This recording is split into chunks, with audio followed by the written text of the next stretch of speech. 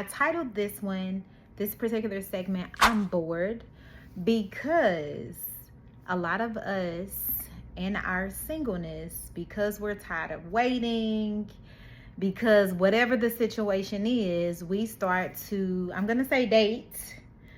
We start to date because we're bored. And I use the word date very loosely.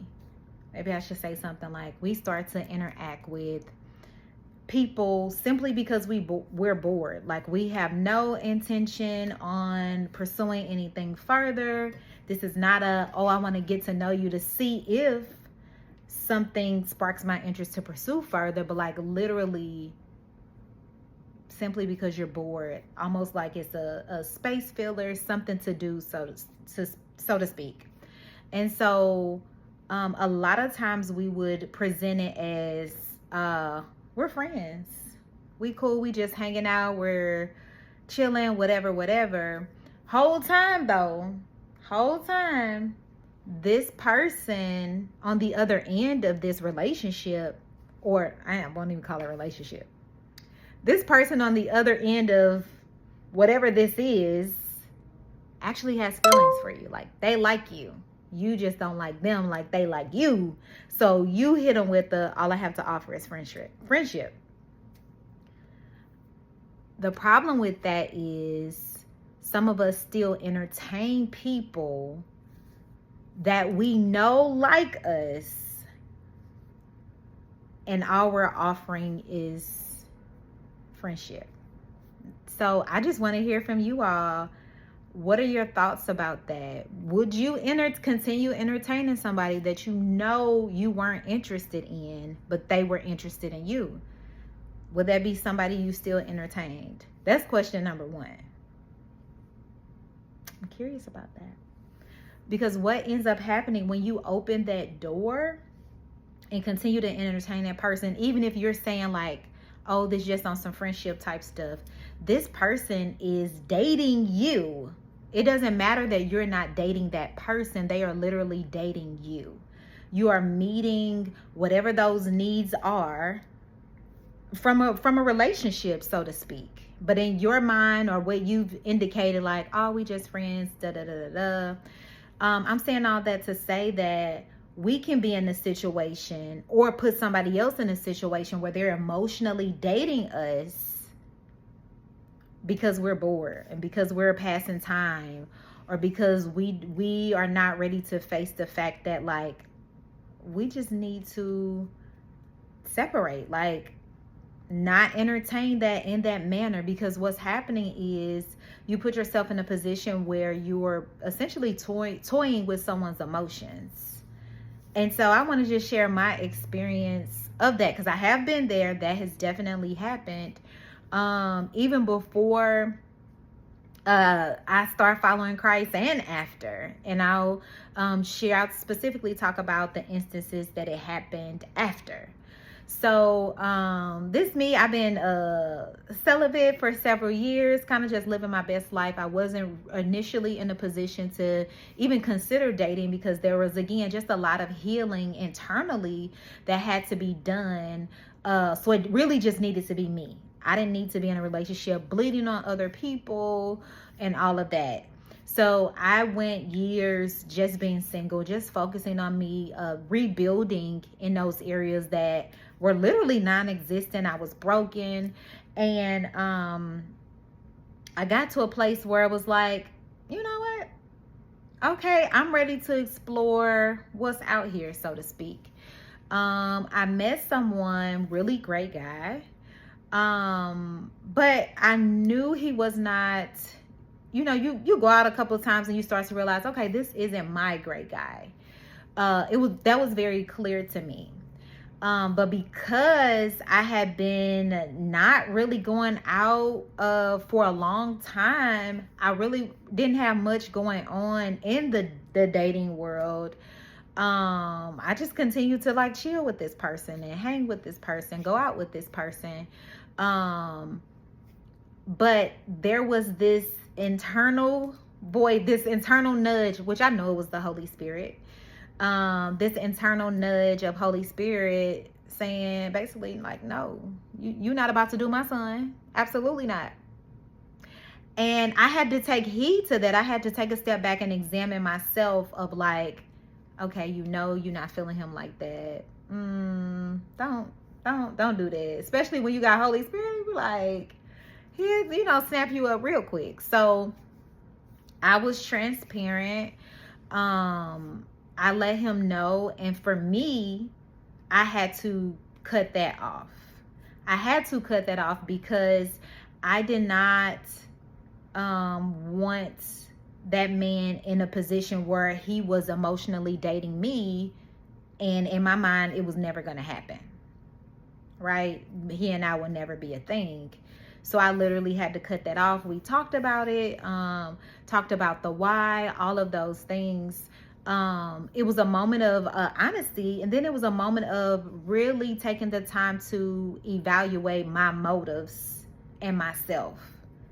You know, if I'm saying I want to authentically walk out this journey, I want to live how God has called me to live to the best of my ability, I also have to be mindful that I can't be out here treating his sons any old kind of way either. So that was a reality check for me. It wasn't, oh, because you're bored, you can keep doing this to my son. You can play in his face. And let's be honest, most we find ourselves in those situations, whether you're the person that's not really interested but still allowing this person to engage with you. Now, don't get me wrong, it's cool to be friends with people of the opposite sex. I totally believe in friendship, and I totally believe in genuine healthy friendship 1,000%. So hear me when I say I'm talking about those instances where this man is not your friend. He wants to be with you. He literally wants to be with you. He is not your friend in the way that you're thinking about friendship. And so what happens is, in those scenarios, this man or this woman begins to emotionally date you when you like, nah, that's just my homegirl. That's just my homeboy. That's a problem.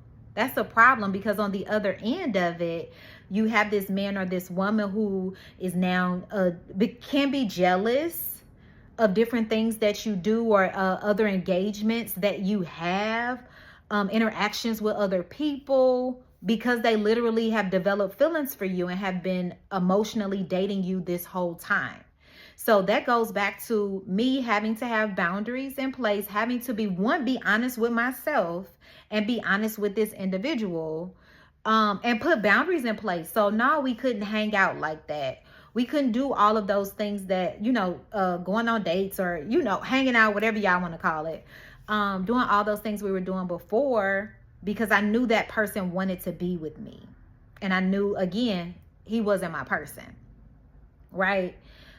So the nugget I want you to take from this, don't, just allow somebody to open that door where they're emotionally dating you when you know you don't want to be with that person.